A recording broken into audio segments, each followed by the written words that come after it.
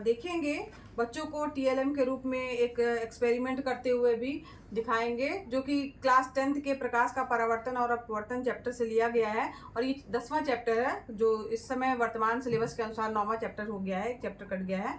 तो इसमें हम सबसे पहले प्रकाश के परावर्तन के नियम जानेंगे। परावर्तन क्या है? तो प्रकाश का किसी भी सतह से टकरा करके वापस उसी दिशा में चले जाना, मुड़ जाना, जो है वो प्रकाश का परावर्तन कहलाता है। समतल दर्पण में हम प्रकाश के परावर्तन को सबसे पहले देखेंगे और उसके नियम देखेंगे। तो यहाँ पर आपको एक समतल दर्पण दिख रहा होगा। अभी तक जो हम प्रयोग करते थे उसमें हमने कभी देखा नहीं था कि प्रकाश की किरणें किस तरीके से जाती हैं और कैसे जो है प्रकाश के परावर्तन के नियम जो है होते हैं। तो यहाँ पर पहला नियम है जो है वो है आपका कि प्रकाश की किरण जो है जो जा रही है, तो आने वाली प्रकाश की किरण, जैसे यहाँ आपको इसके लिए एक लिया गया है ये आपकी लेज़र लाइट, इसके माध्यम से देखिए प्रकाश की किरण को जहाँ पर दर्शाया जा रहा है।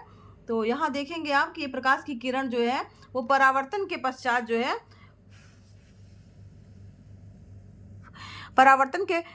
जो है वो मुड़ करके जो है आपको जाती हुई दिखाई दे रही होगी। तो यहाँ पर बिल्कुल वही एंगल दिख रहा होगा। ये अलग अलग एंगल बना सकते हैं। आने वाली प्रकाश की किरण जो है ये एंगल इधर भी हो सकता है आपका, ये देखिए कम ज़्यादा करके एंगल आई और एंगल आर का मान जो है वो अलग अलग कर सकते हैं। तो जो ये एंगल आई है ये आपतन कोण है और एंगल आर जो है वो परावर्तन कोण है। इसके माध्यम से हम प्रकाश के परावर्तन को जान सकते हैं। और इसका पहला नियम क्या है कि जो आने वाली किरण है, यानी आपतित किरण, परावर्तित किरण और आपतन बिंदु, यानी जहां पर टकरा रही उस पर अगर एक लंब खींचा जाता है तो वो तीनों एक ही तल पर स्थित होते हैं। यहाँ पर आप देख रहे होंगे, आपको बिल्कुल वैसे ही दिखाई दे रहा होगा।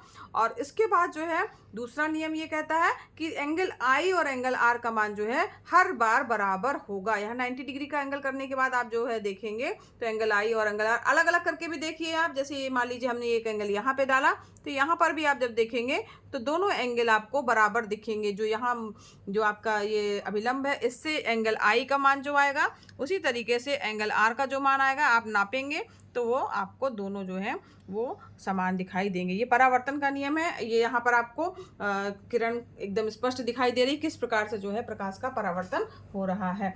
तो यहाँ पर आप चांदी की सहायता से भी नाप सकते हैं इन एंगल को। और यहाँ पर जो है किरणें आपको दिखाई दे रही हैं। यहाँ पर आप देख रहे होंगे स्पेशली एक धुआं जैसा किया जा रहा है। वो क्यों किया जा रहा है? तो इसके लिए स्पेशली धुआं इसलिए किया जा रहा है ताकि आपको जो प्रकाश के जाने का मार्ग है, वो प्रकाश की किरणें जो हैं वो स्पष्ट दिखाई दे। जब धुआं जाता है या धूल जाता है तो उसके रास्ते पे जो प्रकाश की किरणें जा रही हैं तो उसमें जो है स्पष्ट रूप से उसका मार्ग जो है वो दिखाई देता है, इसलिए ऐसा किया जा रहा है। तो यहाँ पर ये प्रकाश का परावर्तन बच्चे अच्छे से समझ सकते हैं, एक्सपेरिमेंट कर सकते हैं, उनको मजा आएगा कि हाँ देखेंगे किस तरह से प्रकाश की किरणें मुड़ रही हैं।